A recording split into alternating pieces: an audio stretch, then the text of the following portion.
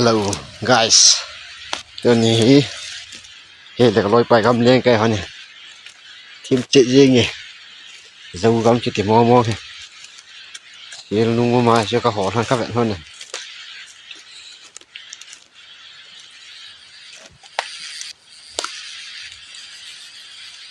ไล่ล่าเฮ็ดซ้ำนี่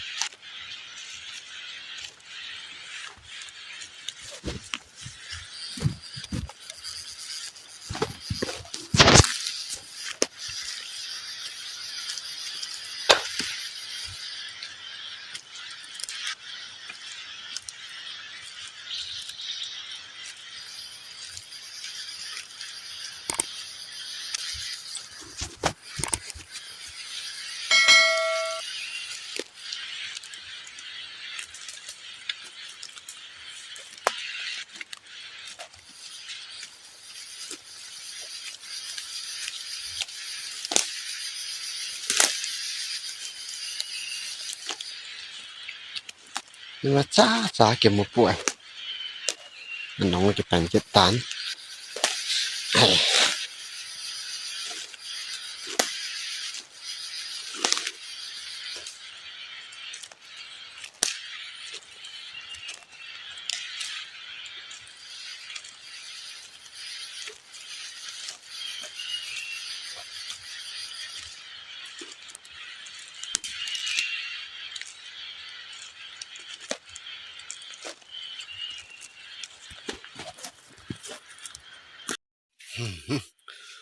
อนุไม่ตีเฮลำปีให้ตีลายจะกำเลี้ยงหินให้ลำปีให้กี่พอเรียบร้อยแล้วสีหน้าเบะเสอันน้องดันเส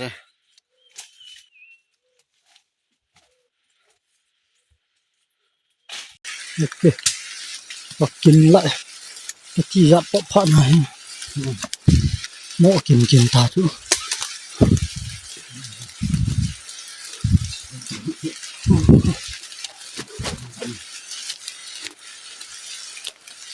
ตายลุงชียันยาปนาที่ขับไปไหนกันแล้วก็จะเนี่ยกระเจียวกันนะกระเดียนที่จะเบี้ยเชี่ยจูสักลงอ่ะเขาก็ที่นี่ลุงสิมันน่าก็เห็นดูอันนี้ตลอยป่าจูลุงเลี้ยงป่าตูต้นนำเบี้ยเห็นป่ามันลูกพันนะจูลอยป่าอย่างเสียวอย่างกิจวัตรหันบางอ่ะจูหมอกกับเลยที่ว่าจูกระดาษตลอยป่าห้องโดนสุดเลยจูว่าเห็นอันนู้นไม่ต่างมาทูจุ่มเลยไว้ตั้งอะไรอย่างเลยกระโผล่กระกะเบี้ยนี่เราไม่เท่าจะกลับมาเป็นหัวจุ่มเลยก็หัวสีเลยก็ตีมาจับเลยก็คิดถึงเลยไว้ตั้งยังมันปะจุ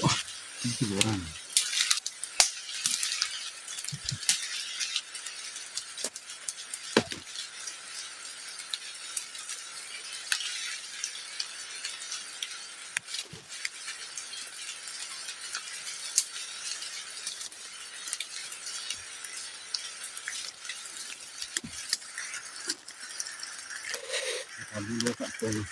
ฮะยัง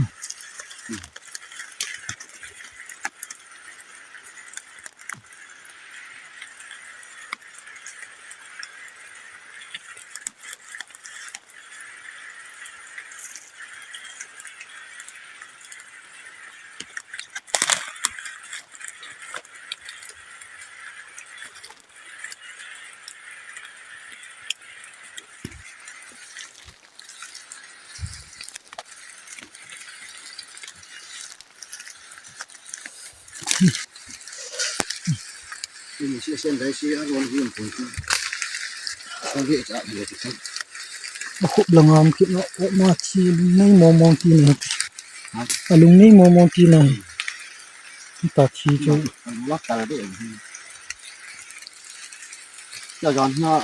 มาทั่วทำบุญคาคาระอะไรก็จริง Papa le ni she ye di lung kho ho he ki man thi ya sal suk na ding